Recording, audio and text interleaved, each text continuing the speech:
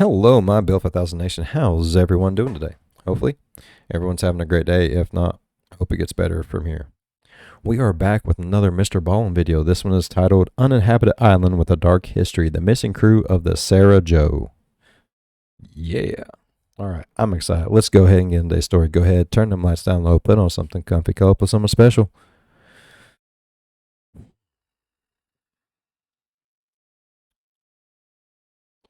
Let's get intrigued. I'm intrigued.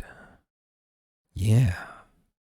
Maritime history is full of unexplained phenomenon and tall tales of sea monsters and, mariners going out and returning in different parts of the world and not knowing how they got there. You've abandoned ships. You have all these crazy things that happen out on the ocean. And many of them are just stories. We like to believe them because they're fascinating, but few of them actually hold up and are true. But one story, it is absolutely as fascinating as some of these very tall tales, but also happens to be true. Today, I'm going to cover that story, and it is the story of the lost Hawaiian fisherman. So the too long didn't read version of this story is you have 5 highly experienced Hawaiian fishermen that take off on a daytime fishing trip. The weather turns really bad while they're out in the water and they don't return. Despite an extensive search effort, they are not located, and after a year, the families and friends of the lost fishermen, they host a memorial service and assume that their loved ones are gone forever.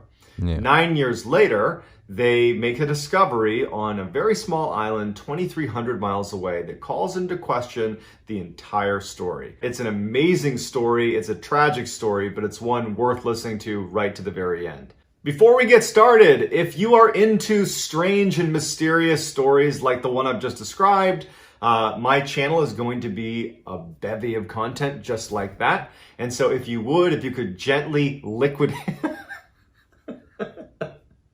If you could gently liquidate... I can't even say it. If you could gently liquidate the like button... If you could gently liquidate the like button and subscribe and turn on all notifications, that would be great. Scott Moorman was born in 1952 in the San Fernando Valley in California. At a young age, he loved the show Adventures in Paradise, which was about this crew of young sailors that would travel the South Pacific looking for adventure and passengers to pick up along the way. And it was just this brilliant show to him. And he became obsessed with living in the South Pacific when he got older. Specifically, he wanted to live in Hawaii.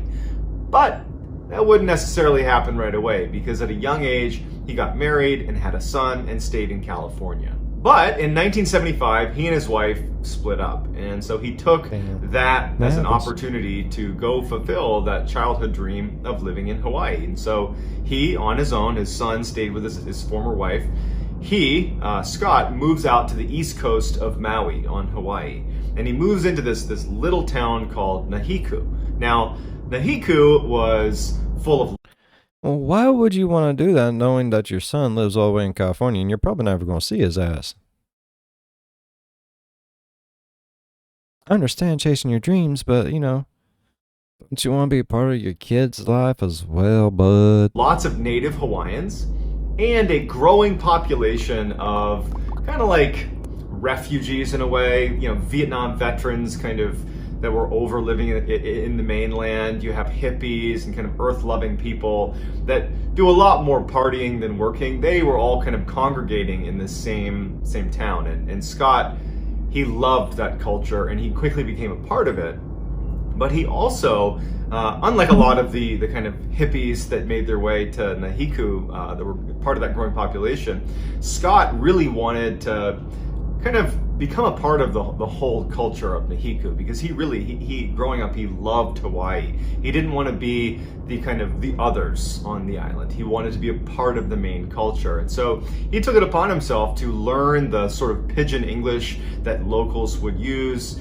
He took time to learn some of the cultural traditions that they had and really went out of his way to try to befriend some of the locals. And while he wasn't really embraced as, a kind of local, he did form a number of friendships with local Hawaiians, and in time he really felt like this is where he belongs. This was Awesome. home to him 100%. Hell yeah. He would only go back to California one time. He goes back once for his son's birthday, and he also sees his parents while he's there, and they are all pleading with him to come back, be with your family. They want him to stay. And he says, no, Nahiku is where I belong, and I can't envision myself living anywhere else. And so when he flies back after that one visit to California for his son's birthday, when he flies back to Nahiku, that would be the last time that his son, his former wife, and his parents, his family back in the mainland would see him. That's the last they would see him. On February 11th, 1979, Scott and 4 of his friends decide that they're not going to go to work that day. They all worked construction together. Instead, they're going to go fishing because they all love to fish and the weather was beautiful, so they said, why not? Now, none of them owned their own boat, so they had to ask a friend who had a 17-foot Boston whaler named the Sarah Joe. Their friend allowed them to use it, and so they got their boat, they went to the store, got some beer, snacks, and got some ice for their big ice chest so they could pack it with the fish they caught, that they hopefully caught, and they were on their way.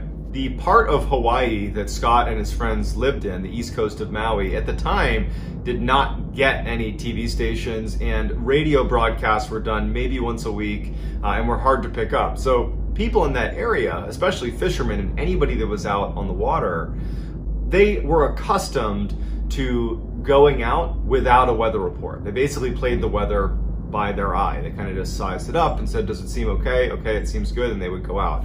Obviously that's pretty risky, but the locals were pretty good at it, and Scott and his buddies also were very good at this point at kind of reading the weather, and so they thought this day was going to be just fine. Now, in order to get to the place where they intended to fish, they would need to pass through something called the Alanuihaha Channel, which is considered to be one of the roughest and most dangerous areas for all sailors anywhere near Hawaii. So it's a dangerous place.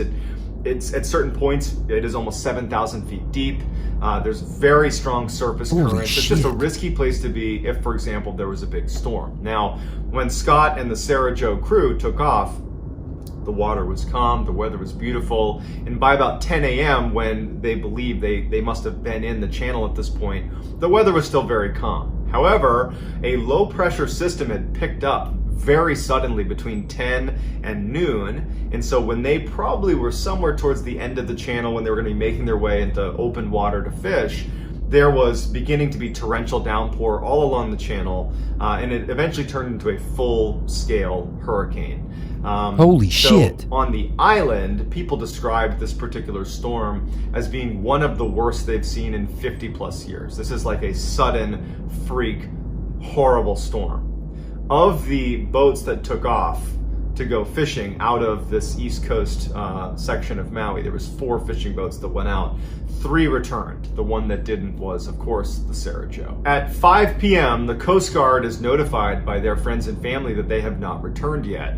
The storm is still raging, gale force winds, torrential downpour, but they still send out a plane to look overhead. A number of crews were sent out to go look for them, even with the incredible risk of searching in this weather. But considering the dangers they were in, they decided it was necessary.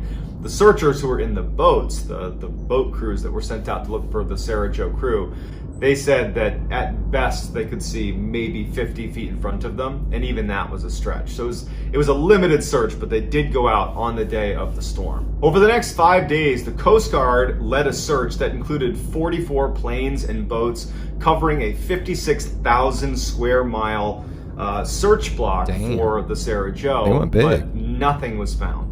There was absolutely no trace of them, and so after 5 days, unfortunately, the Coast Guard called off the search. However, the people in their hometown in Nahiku, they knew these 5 men. These were incredibly capable, very experienced fishermen. They were all great swimmers. They believed that because they hadn't found a trace of them, that perhaps they were still alive out there. And so they, as a community, raised $50,000 to pay private ships and planes to continue the search. So there was an extended search that went on for a couple more weeks that covered an even bigger swath of territory, but at the end still yielded no results. The people that were doing the searching were just baffled, because when people go missing at sea, there's some indication a lot of times when they're just fishing basically right off the coast, there's some indication of what happened to them. It's rare that you would have 0% found. Absolutely no idea what happened to these. Some kind of wreckage or something like that. Fishermen. You would expect to find some kind of wreckage if it had been busted up against the rocks or capsized. Figure you'd see stuff floating after a while. Things only, what was the saying, like things only stay sunk for so long? They're brought to light or something, I don't know. Here, after their disappearance, the families and friends decide to host a memorial and mourn the loss officially for their loved ones. It was believed at this point that they had all perished. 2,300 miles southwest of the Hawaiian Islands lies this tiny little stretch of, I guess you can call them islands, called the Taongi Atoll. And these little tiny strips of land that were barely higher than sea level barely sustained any life. There was a couple scrub plants that took hold here and there, but there's no fresh water. The only recorded human life that's ever been there was during World War II. A number of Japanese soldiers were stranded there briefly, but it is 200 miles from the nearest inhabited land. It's very far from any major shipping lane. It's just a place that, as a human being, you don't want to go. In fact, it was actually considered, when they were testing the atomic bomb, when the United States was, it was considered to be a great spot to test the atomic bomb because no one's there and no one's anywhere near it. So incredibly isolated. On September 10th, 1988, marine biologist John Naughton, along with 4 other crew members, descended upon the Taongi Atoll. They were sent there by the Marshall Islands to find a suitable wildlife sanctuary for some sea turtles and seabirds. Within 30 minutes of arriving at the atoll, John and his crew saw what looked like a skeleton of a boat, a Boston whaler boat that was down on the shore. John was actually a resident of Maui, so he's from Hawaii, and he saw on the back of this kind of skeletal remains of this boat the letters HA, which means it's registered in Hawaii. And so he's intrigued because we're 2,300 miles from Hawaii, and he starts moving the sand away to get a better look to see if there's any more writing on the boat. And he makes out a couple of letters, an S, an R, an H, an O, an E, and he puts it together. He's like, this is the Sarah Joe. This is the boat that went missing 9 years earlier. And the reason he knew it that quickly is because he was one of the people deeply involved in the search efforts to find these lost fishermen. He was like leading search groups. He was totally committed to finding them. And here he is in a crazy twist of fate, 2,300 miles away, almost a decade later, finding the boat. Now, the boat did not initially provide any sort of information about where the fishermen might be. There was nothing on it. It was just the wood, very degraded from water, wear and tear. But the crew decided that they would search the island and just kind of look around, because perhaps the crew, even if it was years and years ago, maybe they landed here and then they ultimately perished once they were here. So maybe we can find their remains or just some sign that they might have been here. John walks about 100 yards away from the Sarah Joe, and he sees what looks like kind of a crudely constructed cross out of driftwood. And below it, he can see that there's a bunch of rocks that have been placed definitely in some sort of decorative way, and it looks like a gravesite.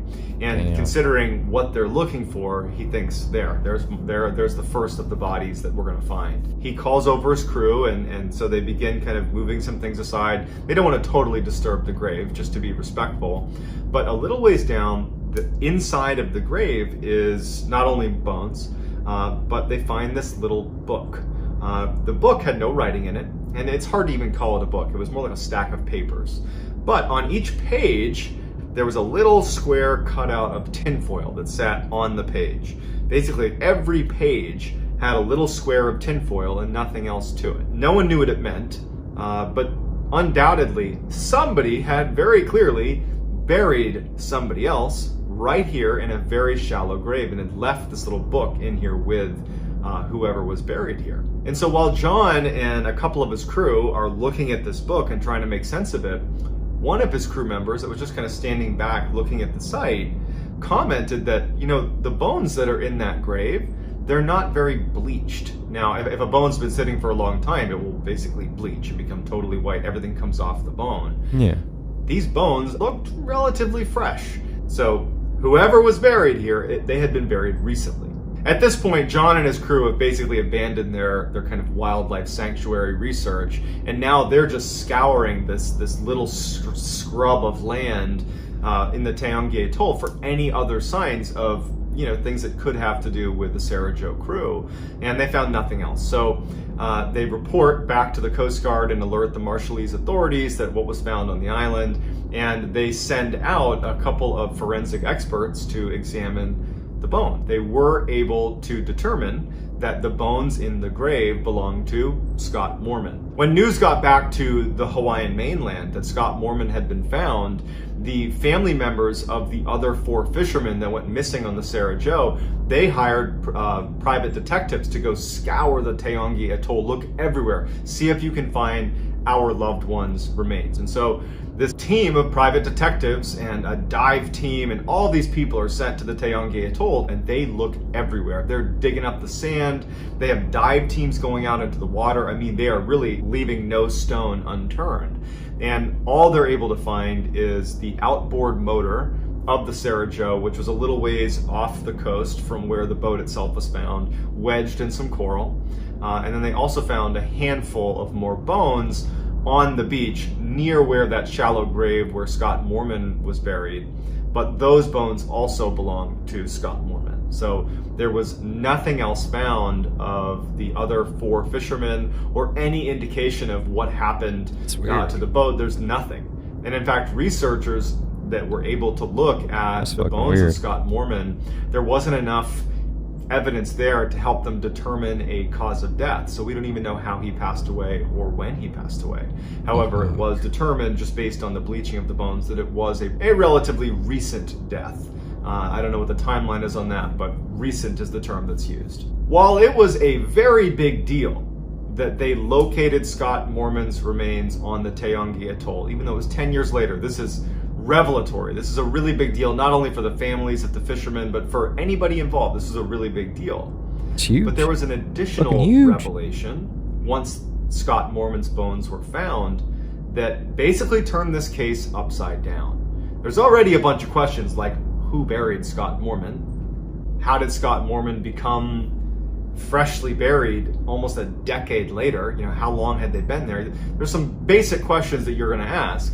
But there's one fact that nobody seems to be able to reconcile, and that was 6 years after they went missing, the Marshall Islands conducted a government survey of the Taongi Atoll, which would mean they scoured the islands, all those little strips of land that make up the Taongi Atoll. They scoured it, just taking measurements and basically mapping out the Taongi Atoll. I think it was in preparation for potentially turning it into this wildlife sanctuary. So they looked everywhere on the Taongi Atoll 6 years after the Sarah Jo went missing. So they go missing. So 6 years after they went missing, but 3 years before the other people found them. So, yeah. Ooh, intriguing. 6 years later, there's this government survey of the Taongi Atoll. And guess what? They ended up looking at that survey, and there's no boat, there's no shallow grave, there's nothing. It's just an uninhabited strip of land, nothing else. There's no boats there. Experts, when this was revealed, said that, well, had they, the Sarah Jo, the crew of the Sarah Jo, gone dead in the water following the storm, they could have drifted the 2,300 miles to the Taongi Atoll in roughly 3 months. But they weren't there at the 6-year mark. So what were they doing between the disappearance and the 6-year mark, which would have been the earliest they could have arrived, because prior to, they would have been discovered during this audit. So you have a 6-year gap where no one can account for where they were. Even if they made it to the Taongi Atoll 6 years and a day after they had disappeared, that they had been somehow surviving in the open ocean for 6 years, and they just so happened to land at the Taongi Atoll 6 years and a day later. Basically, just after the survey's done. Let's say they make it there. Who buried Scott Mormon? And what was the booklet that was buried with him with the tinfoil squares? Yeah. This is a totally uninhabited stretch of land. There is no one there to perform any sort of burial ritual. Even if we're willing to say that maybe one of the other fishermen buried Scott Mormon, well, then where are the other fishermen? Some people wonder, are they still alive? So like many of my videos, unfortunately, there isn't really a good conclusion here. It just kind of ends in a bunch of questions. But I would love it if you included in the comments section what you think could be the reason behind that 6-year gap. How can we account for those 6 years when they were not at the Taongi Atoll? I mean, my suggestion would be maybe the survey wasn't done very well and they just missed it. But that still doesn't also answer, well, very correct, who buried Scott Mormon? And also, why were his bones not so bleached? How did he come to be freshly buried 9.5 years after he disappeared? So lots of questions. I would love to hear your theories, your comments, your takeaways in the comments section. And again, if you liked this video, please hit like, please click subscribe. Well, I don't know. Those are a lot of good questions that I don't have answers for, MrBallen. Like, what did happen to the other people? Maybe whenever the storm hit, they got knocked off or something. And honestly, okay, here's my thing. What if they was all there at one time and other storms, I mean, it's barely above sea level. What if other storms came and out into the sea? Now for the book with the aluminum, that I don't know. Can books fade being out in the sun like that with like bones? That could explain a lot.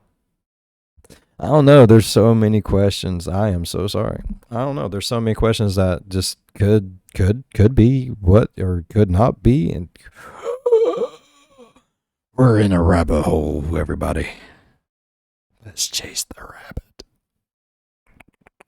All right. I really enjoyed today's video. If y'all enjoyed today's video as much as I did, please go down there, hit that thumbs up button. It really helps the channel grow. While you're down there, go ahead on over, hit that subscribe button. Become part of the Bill 5000 Nation. We do some crazy shit here. As always, be good to one another. I'll see you in the next one. Every freaking time. Bye-bye. Oh, my finger. It hurts bad every time I do that.